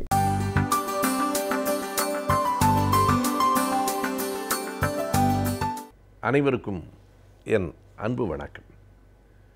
இன்று தொலைபேசியை பயன்படுத்தாதவர்கள் இந்தியாவில் எங்கும் இல்லை. தொலைபேசி என்றால் வீட்டில் இருக்கிற தொலைபேசி மட்டுமல்ல, ஒவ்வொருவரும் கைபேசிகளை வைத்திருக்கிறோம். ஒவ்வொருவரும் ஒரு கைபேசி என்று கூட அல்ல, 2, 3 கைபேசிகளை நாம் வைத்திருக்கிறோம்.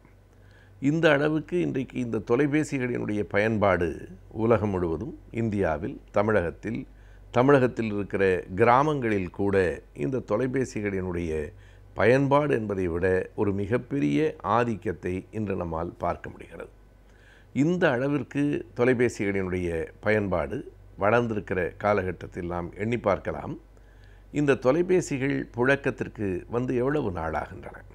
ஆயிற்று, 1 நூற்றாண்டுக்கும் மேலாக ஆகிவிட்டது. ஆனால் தமிழகத்தில் இந்த தொலைபேசிகள் வந்ததற்கு பிறகும் கூட ஏறத்தாழ 25-30 ஆண்டுகளுக்கு முன்னால் வரையில் ஒரு வீதியில் ஒரு வீட்டில் தொலைபேசி இருந்தால் அது பெரியதாகத்தான் கருதப்பட்டது. அது மட்டுமல்லாமல் வீட்டுக்கு தொலைபேசி வேண்டும் என்று நாம் விண்ணப்பம் கொடுத்தால் அந்த தொலைபேசி வீட்டுக்கு வந்து சேருவதற்கு 3 அல்லது 4 ஆண்டுகள் ஆகலாம். இன்றைக்கு இருக்கிற இளைய தலைமுறையினருக்கு இந்த செய்தி வியப்பை கூட தரும். ஏனெனில் இன்று மாலை வீட்டை விட்டு கிளம்பி இரவு வருகிற போது கையில் ஒரு தொலைபேசியோடு வந்து சேருகிற இன்றைய காலகட்டத்தில் அன்றைக்கு விண்ணப்பம் அளித்துவிட்டு 3 ஆண்டுகள் காத்திருக்க வேண்டும். பிறகு அந்த இடைவெளி கொஞ்சம் கொஞ்சமாக குறைந்தது. இன்றைக்கு விண்ணப்பம் செய்தால் அடுத்த ஆண்டே தொலைபேசி வந்து விடுவாம் என்பதை மிக விரைவாக பெற்றுவிடுவதைப் போல பேசிக்கொண்டிருந்த காலம் இருந்தது. இப்போது நிலைமைகள் முற்றிலுமாக மாறிவிட்டன. இவை ஏறத்தாழ கடந்த 20 ஆண்டு கால வளர்ச்சி தான். இந்த கை தொலைபேசிகள் மிக கூடுதலாக எல்லோரிடத்திலும் பயன்பாட்டிற்கு வந்தது 2000 ஆண்டுக்கு பிறகுதான். 1990 அல்லது 85க்கு பிறகுதான் தொலைபேசிகளே, வீட்டில் இருக்கிற தொலைபேசிகளே ஓரளவுக்கு பரவலாக வரத் தொடங்கின. எனவே ஒரு நூற்றாண்டுக்கு மேலாக தொலைபேசிகள் கண்டுபிடிக்கப்பட்டு விட்டாலும் தமிழ்நாட்டின் நம்முடைய வரலாற்றை பொறுத்தளவு நம்முடைய தொலைபேசிகளினுடைய வரலாறு 30 ஆண்டுகளுக்குள் சுருங்கி போகும். 1950களில் 60களில் தொலைபேசிகள் இல்லையா என்றால் இருந்தன. மிகப்பெரிய பணக்காரர்கள் வீடுகளில் அல்லது அரசு அலுவலகங்களிலே தான் இருந்தன. அது மட்டுமல்லாமல் ஒரு ஊரிலிருந்து இன்னொரு ஊருக்கு தொலைபேசுவதற்கு அன்றைக்கு அதனை ஆங்கிலத்தில் ட்ரங்க் கால் என்று சொல்லுவார்கள். அந்த ட்ரங்க் கால் போடுவதற்கு ஒருவர் இங்கிருந்து ஒரு அஞ்சல் நிலையத்திற்கு போய் அமர்ந்து அங்கே இருந்து அவர் அடுத்த பெரிய நகரத்துக்கு போட்டு பெரிய நகரத்திலே இருந்து ஒரு சின்ன நகரத்துக்கு தொடர்பு கொண்டு சின்ன நகரத்திலே இருந்து அந்த கிராமத்துக்கு அந்த தொலைபேசியினுடைய இணைப்பு கிடைப்பதற்குள் காலையில் முயற்சி தொடங்கினால் ஏறத்தாழ மாலை ஆகிவிடும். நான் சொல்லுவது எதுவும் மிகையானதில்லை என்பதை ஏறத்தாழ 50-60 வயது ஆனவர்கள் எல்லோரும் அறிவார்கள். ஆனால் இன்றைக்கு அடுத்த நொடியில் நாம் அமெரிக்காவில் இருக்கிறவர்களோடு பேசிவிட முடிகிறது. தொலைபேசியை பற்றி இத்தனை செய்திகளும் எதற்காக சொல்கிறேன் என்றால், அந்த தொலைபேசியை கண்டுபிடித்த அலெக்சாண்டர் கிரஹாம் பெல்லினுடைய நினைவு நாள் ஆகஸ்ட் 2 என்பதுதான். 1847 பிறந்த அவர் 1922 ஆகஸ்ட் 2ஆம் தேதி இறந்து போனார். அவர் பிறந்தது ஸ்காட்லாண்டில் இருக்கிற எடின்பர்க் என்கிற ஒரு நகரத்திலே தான். எடின்பரோ பல்கலைக்கழகத்திலே தான் அவர் பயின்றார். ஆனால் அதற்கு பிறகு அமெரிக்காவிலே இருந்தார், கனடாவிலே இருந்தார். கனடாவிலே தான் இறந்து போனார். அலெக்சாண்டர் கிரஹாம் பெல் பற்றி நாம் அறிந்திருப்போம். அது பற்றி நாம் இந்த பகுதியிலே கூட பேசியிருக்கிறோம். ஆனால் இன்றைக்கு அவருடைய நினைவு நாளில் ஒரு செய்தியை நாம் மறுபடியும் நினைவு கூறலாம். அவர் இந்த தொலைபேசியை கண்டுபிடித்து உலக அளவில் அதற்கான உரிமையை அமெரிக்காவில் பெற்றது 1876 ஆண்டு. அப்போது அவருக்கு வயது 29 மட்டும்தான். இது ஒரு செய்தி. நாம் பார்க்க வேண்டிய செய்திகளிலே முதன்மையானது இது ஒன்று.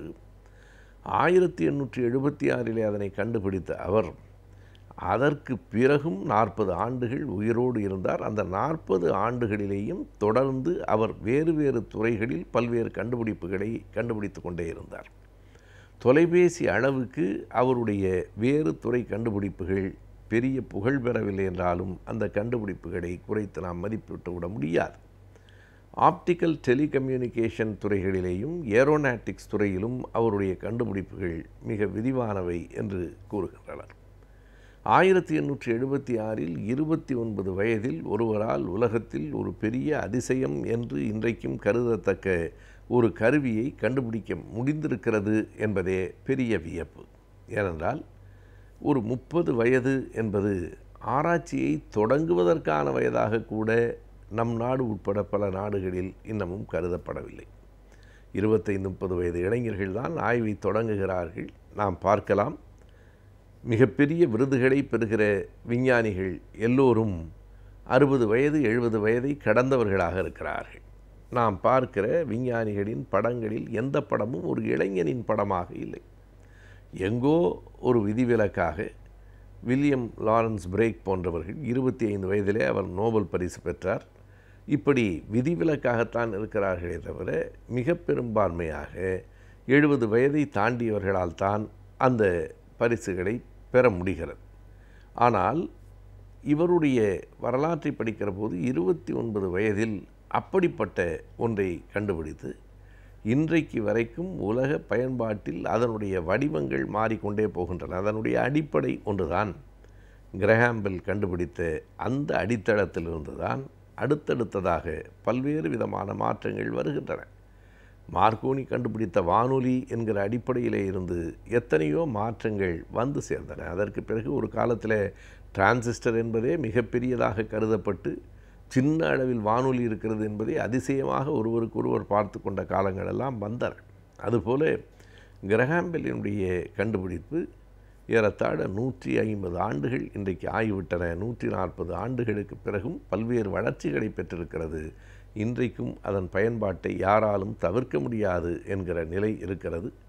அப்படிப்பட்ட தொலைபேசியை நமக்கெல்லாம் கண்டுபிடித்து தந்து இந்த உலகத்திற்கு ஒரு புதிய கருவியை அறிமுகப்படுத்திய அலெக்சாண்டர் கிரஹாம் பெல்லினுடைய நினைவு நாள் ஆகஸ்ட் 2. அறிவியலின் முன்னேற்றம் தொழில்நுட்பத்தின் வளர்ச்சியை வைத்துதான் நம் நாட்டின் பொருளாதாரமும் மேம்படுகிறது. அந்த வகையில் இப்பொழுது அறிவியலில் ஏற்பட்டிருக்கும் முன்னேற்றத்தை பற்றியும் தொழில்நுட்பத்தின் வளர்ச்சியை பற்றியும் நாம் தெரிந்து கொள்ளலாம். நிகழ்ச்சியில் அடுத்த பகுதியாக வரவிருப்பது ஆலோசனை நேரத்தில் அறிவியல் மற்றும் தொழில்நுட்பம் பகுதி.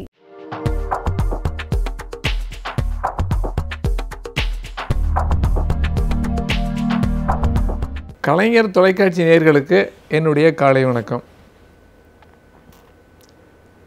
தமிழகத்தில் நீர்வளம் எங்குமே பெருக்கணும், அது கட்டாயம். ஆனால் முக்கியமாக எங்கே நம்ம இது சென்னை ஒரு தொழில் நகரம். இங்கு எல்லா வகையான தொழில்களும் வளர்ந்து வருகின்றன, மக்கள் பெருக்கமும் அதிகம். அதனால் என்ன பண்ணோம்னா, இந்த சென்னையினுடைய நீர்வளத்தை எப்படி பெருக்கிறதுன்னு சரியான முறையில் திட்டமிடணும். இந்த சென்னையில் நம்ம தமிழ்நாட்டினுடைய மக்கள் ஆண்டு சராசரி எவ்வளவு விழுக்காடு கூடுதுன்னா, ஒரு சராசரியாக தமிழ்நாட்டுக்கு 1.38 விழுக்காடு தான் ஒரு ஆண்டுக்கும் மற்றொரு ஆண்டுக்கும் மக்கள் தொகை கூடுது. ஆனால் இங்கே எப்படின்னா 2 விழுக்காடு கூடுது. இவ்வாறு கூடுவதற்கு என்ன, இங்கு படிப்பதற்கு வேண்டிய எல்லா வசதியும் எல்லா கல்லூரிகளும் எல்லா நிலையிலும் இங்கே இருக்கிறது, அது ஒரு காரணம். ரெண்டாவது, எங்கள் தொழில் நகரமாக இருக்கணும்னா வர்றவங்களுக்கெல்லாம் வேலை கிடைக்கிது. அந்த காரணத்தினால இங்கே நீர்வளம் அந்த மக்களுக்கு ஏற்ற அளவு நாம் நீர்வளத்தை கொடுக்கணும். இப்போ இருக்கிற மக்கள், நாம் கிரேட்டர் சென்னையை சொல்லவில்லை, அந்த நம்மளுடைய நம்ம சென்னை என்று சொல்லுகின்ற அப்போ சொன்னோம் இல்லையா, அந்த சென்னை நம்ம இருக்கின்ற மக்கள் தொகை கிட்டத்தட்ட 50 லட்சம். இதே அளவு போனோம்னா 2050, அதாவது 2 விழுக்காடு கூற போகும்போது 2050 கிட்டத்தட்ட 1 கோடி மக்கள், அதாவது 10 மில்லியன் அந்த அளவுக்கு வளரும். ஆக இந்த அளவு வளர்கிற போது அவர்களுக்கு வேண்டிய தண்ணீர் தேவை நம்ம கண்டிப்பாக கொடுக்கணும். இப்போ நான் 2004 இங்கே இருக்கிற மக்களுக்கு எவ்வளோ தண்ணீரை கொடுக்கலான்னு ஒரு கணக்கு போட்டேன். அந்த கணக்குப்படி பார்த்தோம்னா, நம்ம இங்கே என்னென்ன பல வகையான வகைகளில் நமக்கு தண்ணீர் கிடைக்கிறது. ஒன்று இங்கே உள்ள ஏரிகள், இங்கு நிலநீர், நம்ம வீராணத்திலிருந்து கிடைக்கின்ற தண்ணீர், விவசாயிகளிடமிருந்து கிடைக்கின்ற தண்ணீர், நெய்வேலியிலிருந்து எடுத்து வருகின்ற தண்ணீர், இவ்வாறு பல வகையான வகைகளில் நமக்கு தண்ணீர் கிடைக்கிறது. இவற்றை எல்லாத்தையுமே நம்ம மொத்தமாக கூட்டி பார்த்தோம்னா அப்போ கிட்டத்தட்ட 28 டிஎம்சி நமக்கு தண்ணி கிடைக்கிது. இந்த 28 டிஎம்சியை ஆதாரம் இருக்குது. ஆனால் 28 டிஎம்சிக்கு நம்ம ஆதாரம் இருக்குது. இந்த ஆதாரம் ஒவ்வொரு வருஷமும் கிடைக்குதா அப்படின்னு என்ன பண்ணி பார்த்தேன். அந்த 2004க்கு முன்னாடி உள்ள ஒரு 16 வருஷத்தில் நான் என்னன்னு கணக்கு பண்ணி பார்த்தோம்னா, சராசரியாக ஒரு ஆண்டுக்கு 2.41 டிஎம்சி தான் இருக்குது. அதாவது எப்படின்னா, அது 68 மில்லியன் கனமீட்டர். அப்போ இருந்த காலத்தில் அவங்களுக்கு எப்படின்னா, அந்த தண்ணியை வச்சுக்கிட்டு எவ்வளவு பேருக்கு கொடுக்கலான்னாக்கா, ஒரு வருஷத்துக்கு தொடர்ந்து எவ்வளோ லிட்டர் கொடுக்கணுன்னாக்கா 43 லிட்டர் தான் கொடுக்கலாம். அந்தளவு குறைவாகத்தான் நம்ம சராசரி 28 டிஎம்சி இருந்தாலும் சராசரியாக நமக்கு நிரந்தர நீர்வளமாக 2.4 டிஎம்சி தான் இருக்குது. அதனால் 68 டிஎம், அதாவது நமக்கு எவ்வளோன்னா 43 தான் கொடுக்கலாம். இதை 2050 கொடுக்கணும்னாக்கா எவ்வளோ தான் கொடுக்கணும்? இது 15 போயிடும். ஏன்னா இந்த இதே தான் நீர்வளம்னு வச்சுக்கிட்டோம்னா 15 கனமீட்டர் வச்சுக்கிட்டு என்ன பண்ண முடியும்? சாதாரணமாக ஒரு 15 லிட்டர் வச்சுக்கிட்டு என்ன பண்ண முடியும்? அப்போ ஒன்றுமே பண்ண முடியாது. சராசரியாக எப்படியும் 135 லிட்டராவது ஒரு சராசரி மனிதனுக்கு அன்றாட தேவைக்கு கொடுக்கணும். அந்தளவுக்கு கொடுக்க முடியாது. ஆனால் இப்போ என்ன பண்ணுறாங்கன்னா, இப்போ சமீப காலங்களில் கடல் நீரை நன்னீராக்கி பயன்படுத்த ஆரம்பித்து விட்டார்கள். அவ்வாறு அந்த வகையில் நமக்கு 190 மில்லியன் லிட்டர் அளவுக்கு நமக்கு அந்த நீர் வளத்தை பெருக்கி இருக்கிறார்கள். இந்த தண்ணீரையும் கடல் நீரை நன்னீராக பயன்படுத்துவது, சராசரியாக நிரந்தரமாக இருக்கிற நீர்வளத்தை பயன்படுத்துவது, அந்த தண்ணீர் ரெண்டையும் சேர்த்து நம்ம கொடுத்தோம்னா இப்போ ஒரு 55 லிட்டர் கொடுக்கலாம் இப்போ. ஆனால் 2050 வேணும்னா 35 லிட்டர் தான் கொடுக்கணும். ஆக என்ன தெரியுது? 135 லிட்டர் கொடுக்குறதுல இப்போ 58 கொடுக்குறது, அப்புறம் 2050 35 கொடுக்குறோன்னா அது பத்தாது. ஆக நீர் வளத்தை எப்படி பெருக்கணும் அப்படின்னு நான் அதை பார்க்கின்ற போது நமக்கு நம்ம என்ன வீராணத்துலேருந்து தண்ணி கிடைக்குன்னா அது சில நேரத்தில் கிடைக்கிது, சில நேரத்தில் கிடைக்காது. அப்புறம் அதே மாதிரி தெலுங்கு கங்கையில் நமக்கு வருஷத்துக்கு 15 டிஎம்சி கொடுக்கணும்னு அதுதான் உடன்படிக்கை. அந்த தண்ணி அவ்வளோதையும் நம்ம எப்படியாவது பெறணும்.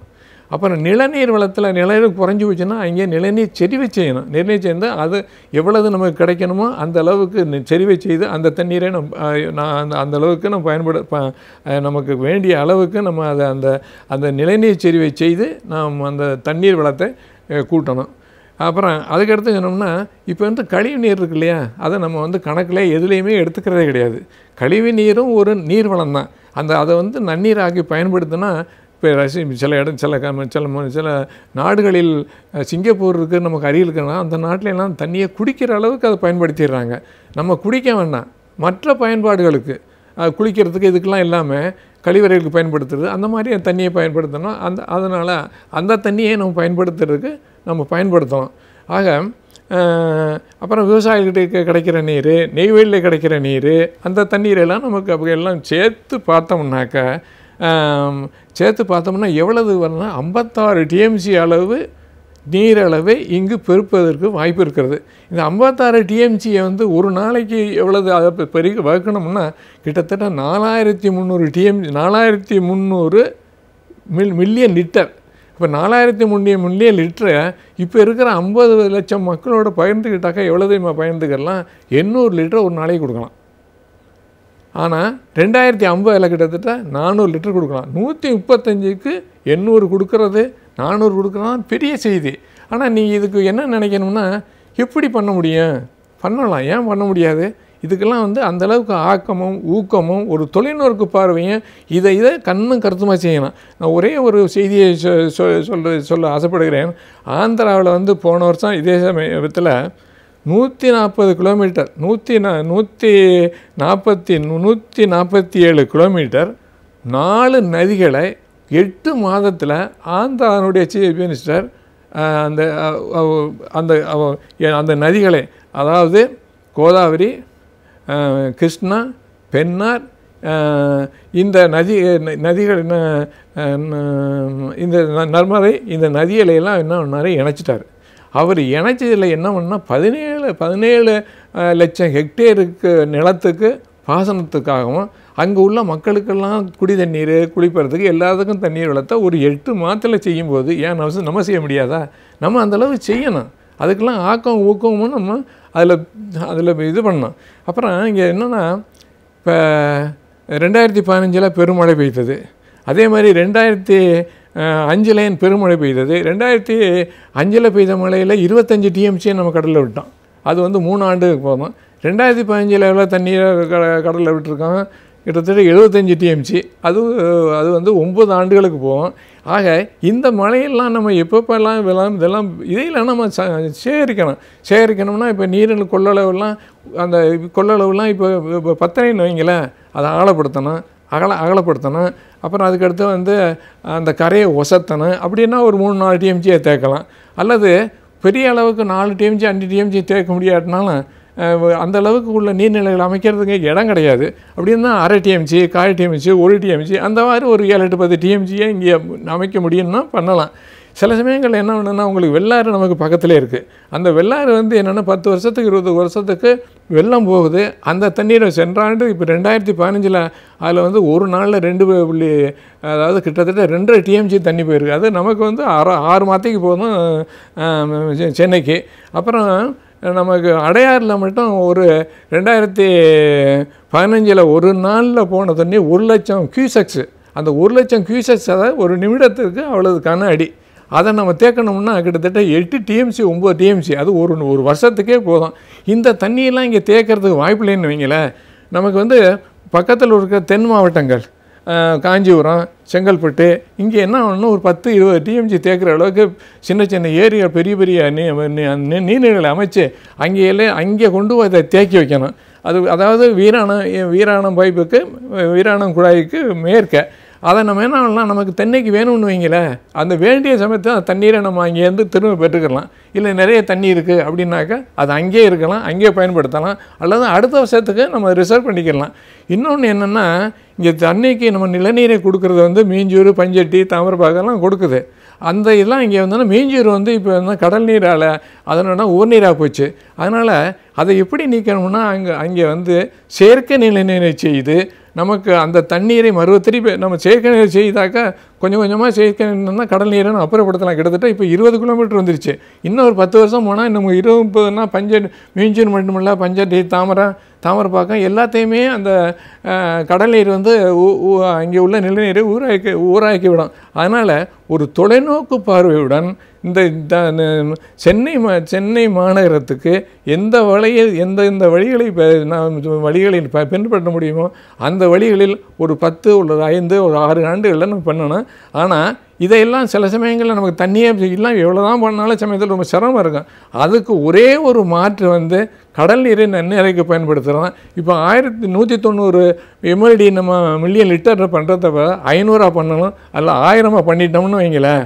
1000 எம்எல்டியாக பண்ணிட்டோம்னாக்கா இப்போ வந்து நமக்கு வந்து கிட்டத்தட்ட 50 லிட்டர் அதுலேருந்து கொடுக்கலாம். ஈவன் 2050 உள்ள 10 மில்லியன் அதாவது 1 கோடி பேருக்கு ஒருத்தருக்கு 100 லிட்டர் கண்டிப்பாக கொடுக்கலாம். அந்த அளவுக்கு அதை கண்டிப்பாக நம்ம அதுக்கு செலவாகும். ஆனால் அதை செஞ்சு தான் ஆகணும். அப்படி செஞ்சால் தான் இந்த மாநகரத்தை நான் தண்ணீர் தட்டுப்பாட்டிலிருந்து நீக்கலாம் என்று நான் கருதுகிறேன். நம் சுற்றுச்சூழல் தூய்மையாக இருந்தால்தான் நம்முடைய சமூகம் சிறப்பாக இருக்கும். சுற்றுச்சூழலை எவ்வாறு தூய்மையாக வைத்துக் கொள்ளலாம், அவற்றை மாசுபடாமல் எவ்வாறு பாதுகாக்கலாம் என்பதை பற்றி நம்மிடையே பகிர்ந்து கொள்ள வந்திருக்கிறார் டாக்டர் வின்சென்ட் அவர்கள். நிகழ்ச்சியில் நிறைவு பகுதியாக வரவேற்பது சுற்றுச்சூழல்.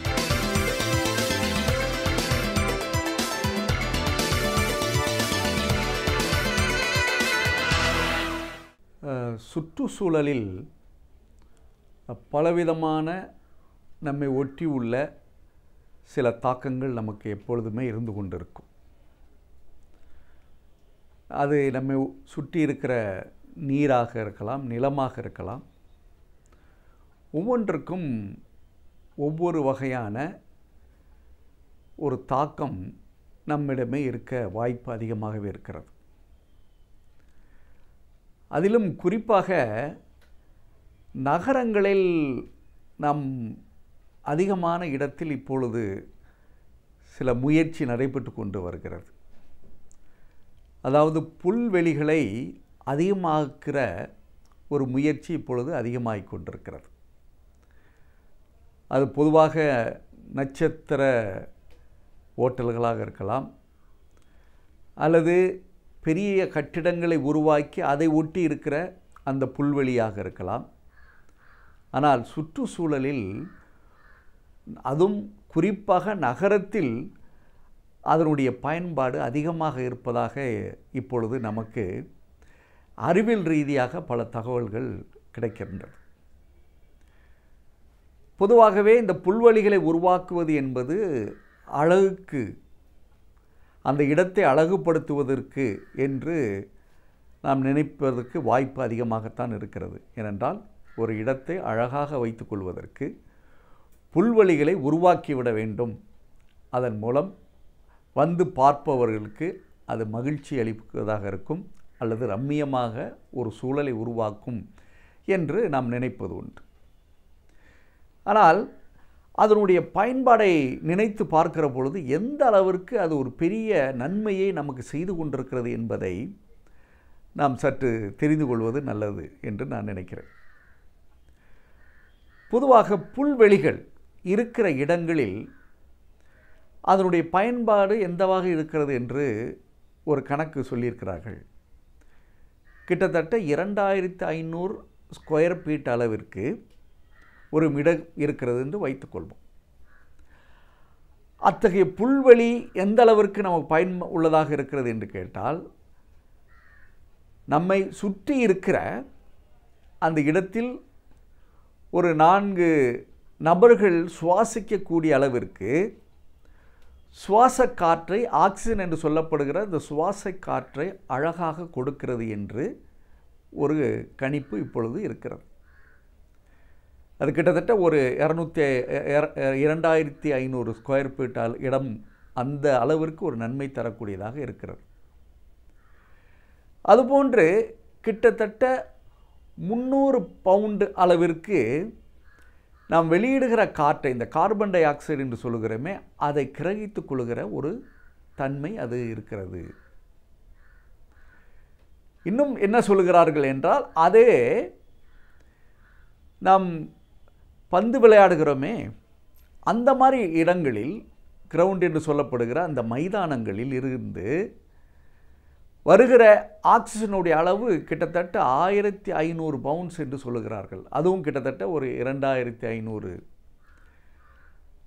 ஸ்கொயர் ஃபீட்டுக்கு அளவிற்கு அதனுடைய நன்மை தரக்கூடிய அந்த ஆக்சிஜன் அதிகமாக வருகிறது என்று.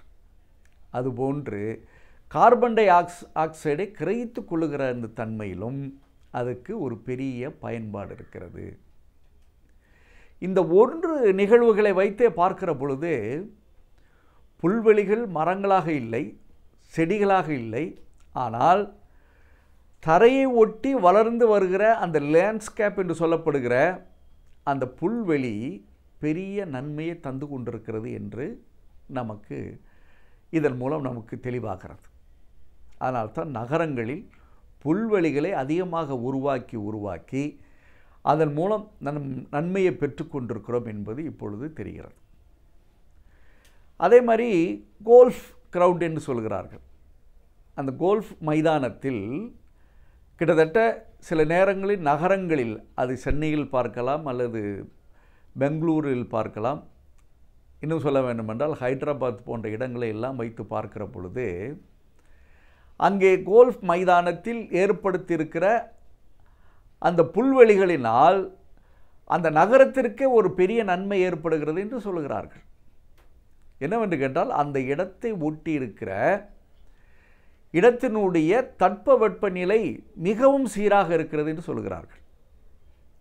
கிட்டத்தட்ட கோடை காலத்தில் ஏற்படுகிற அந்த 40 டிகிரி சென்டிகிரேடை அந்த மாதிரி இடங்களில் சென்று பார்க்கிற பொழுது அங்களுடைய அந்த பகுதியில் இருக்கிற வெப்பத்தினுடைய நிலை மிகவும் குறைவாக இருக்கிறது என்று கணக்கிட்டிருக்கிறார்கள். இது ஒன்று.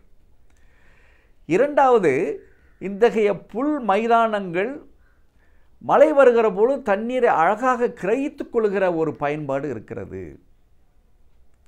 இன்னும் ஒரு கணக்கீடு என்ன சொல்லுகிறது என்றால், அந்த மாதிரி உள்ள மைதானங்களில் இருக்கிற இடங்களில் நிலத்தடி நீர் அதிகமாக இருக்கிறது என்று சொல்கிறார்கள்.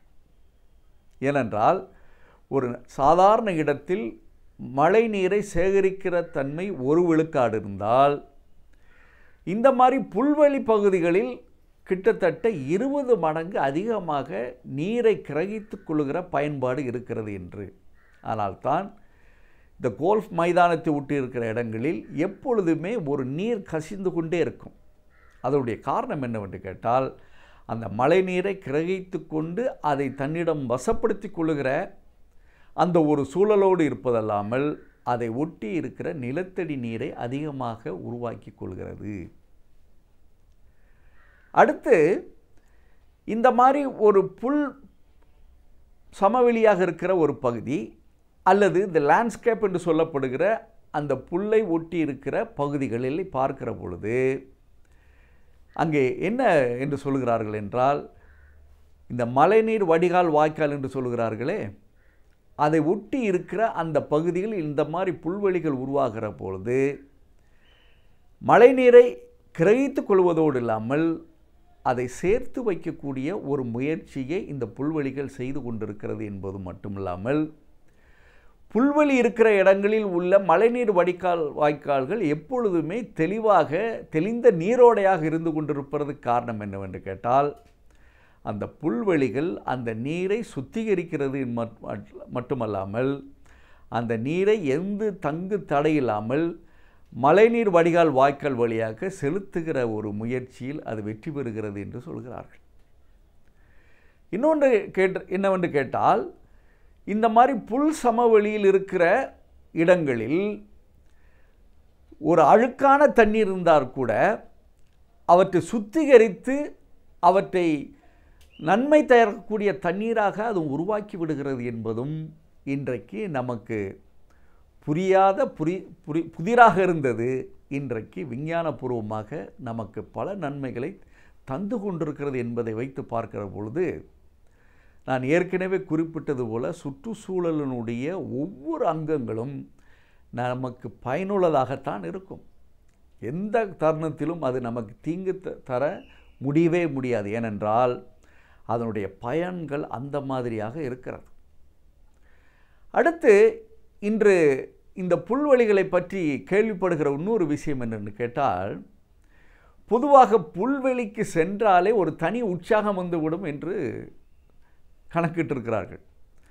பொதுவாகவே புல்வெளியை பார்த்தவுடன் முதலில் நம் மனதிற்கு ஒரு மகிழ்ச்சி தருகிறது.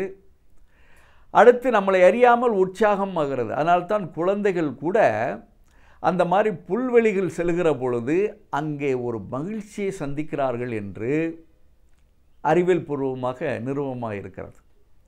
அதனால்தான் மேலை நாடுகளில் இந்த மாதிரி புல்வெளிகளுக்கு சென்று விளையாடுகிற அந்த பழக்கம் எதனால் ஏற்பட்டது என்றால், அங்கே செல்கிற பொழுது மனதிற்கு ஒரு இதமாகவும், இன்னும் சொல்ல வேண்டுமென்றால் மன அழுத்தத்தை குறைக்கக்கூடியதாகவும் அது மாறி இருக்கிறது என்பதுதான் இன்றைக்கு வெள்ளிடை மலையாக தெரிகிறது. இன்னும் சொல்ல வேண்டுமென்றால் எனக்கே அந்த அனுபவம் இருக்கிறது. காலையில் நீங்கள் செல்கிற பொழுது ஒவ்வொரு இடத்திற்கும் ஒரு வகையான தன்மை இருக்கும். ஆனால் புல்வெளியில் செல்கிற ஒரு சூழலில் நீங்கள் வாய்க்கப்பட்டீர்கள் என்றால், அந்த இடம் கிட்டத்தட்ட ஒரு குளிர்சாதன வசதியை உருவாக்கியது போன்ற நம்ம உடம்பையெல்லாம் ஒரு செலுக்கக்கூடிய அளவிற்கு அதனுடைய ஈரப்பசை இருப்பதனால் அந்த இடமே எப்பொழுதுமே ஒரு குளிர்சாதன வசதியுடன் இருப்பதாகவே இன்றைக்கி கணக்கிட்டிருக்கிறார்கள். அதனால்தான் இதையெல்லாம் வைத்து பார்க்கிற பொழுது நகரங்களில் குறிப்பாக புல் சமவெளி நாம் அதிகமாக உருவாக்க அந்த நகரத்தினுடைய சுற்றுச்சூழல் மேன்மையடைவதோடு இல்லாமல், அதனுடைய வெப்ப தாக்கத்தை குறைப்பதோடு இல்லாமல், நிலத்தடி நீரை அதிகமாக உருவாக்குவதோடு இல்லாமல், இன்னும் சொல்ல வேண்டுமென்றால் அழுக்காக இருக்கிற நீரை கூட சுத்திகரிக்கிற பயன்பாடு அதுக்கு இருக்கிறது என்பதை பார்க்கிறது. அதே நேரத்தில் இன்னும் சொல்ல வேண்டுமென்றால் மண் அரிப்பை தடுக்கக்கூடியதாகவும் இது மாறி இருக்கிறது என்பதை பார்க்கிற பொழுது, இதன் பயன்பாட்டை உணர்ந்தவர்கள் நிச்சயமாக தங்களுடைய வாழ்கிற இடங்களில் இது போன்ற புல்வெளிகளை உருவாக்கி நம்முடைய சுற்றுச்சூழலை மேன்மையடை செய்வோம்.